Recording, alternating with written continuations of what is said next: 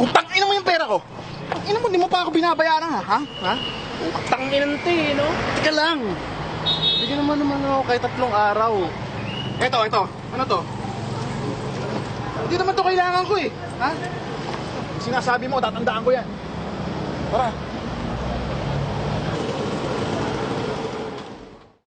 I think you shall never see a poem as lovely as a tree when monsters dwell on top.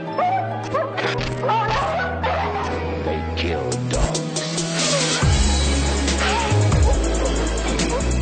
They take away babies. Nakala niya eh, no? Hindi ko man talaga ako. Dito mangyari. Sige, pumasok ka sa loob ng aking utak po. Sige, bilisan mo pa hanggang sa mataba kasi ang kupad-kupad mo. Takbo para di ka maabuta, kinikilabuta, kinatatakutan. Makapag nahuli ka pati kang bata ka na para panakunan sa sinapakunan. Isa, dalawa, tatlo. Kilala bilang mga siraulo. Halata ang inakala na iba na di makapangyarihan ng mga ginayuma. Waksa ka mga talukas na mga masa. Sana alam mga talaka, wala alam, madala-tala, tataka, magkataka ng pababa na hanggang sa hanggang na nawala hanggan. Puro mga ingiterong napagod, o mga feelingerong nayamot. Paano nyo ko hihilahin sa balong malalim eh, hindi nyo nga ako maabot. Ratatatatarak, o di ba nakakatakot? Pag hindi nyo matatakasan ang boses na kabataan kapag sure hit ang mga pasabog. Sino ba yan? At sino ba yan? Na naman ang buong sambayanan. Kahit kang kumakabago, makatao at makatarungan. Ito na si Abra, ang panalan. Di makatangkara pero nakaya na umakit sa pedestal at gumawa ng himala. Pinatama ka tamat, hindi nakakaiba talaga mag-isa sa skill at ang dami pero mga tumitingala.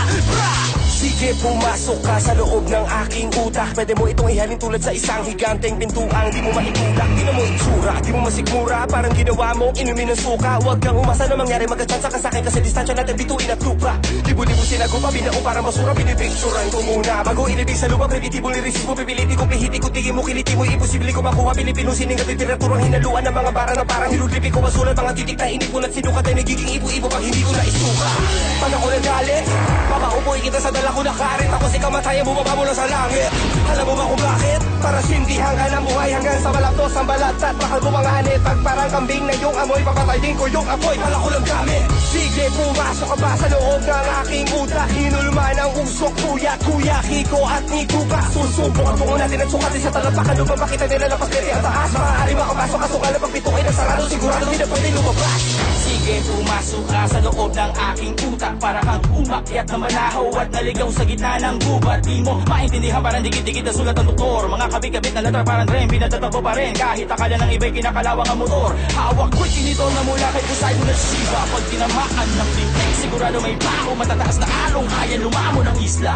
Salamat ginising mo ang pinakamatangkad sa limang daliri ko. Puso ata ang utak at puso mabato. Panahon pa yung litig ko. Asa mo ang sugat sa likod ng larawan ng mga mutong di na nagparamdam. Dati binabahay ng pula, ngayon na may binabawi na ng mga itim na langgam. Naramdaman ang nagbabagang lupa mula sa palad ng syaman. Nagpatangay sa hangin hanggang sa mapagpad sa patag na dapat nakarapagdaan ko mga aso kumahol. Yung iba naglabas na palapit ko sa rol. Sinubukan nilang bukayin ang lalim ngunit at alam nila ay ang kanilang sariling ataol. Tanggalin nyo na muna ang mga muta sa mata na nakabara. Hala sige maghilamos na makita nyo mga patay na isla lang siya masabi siya.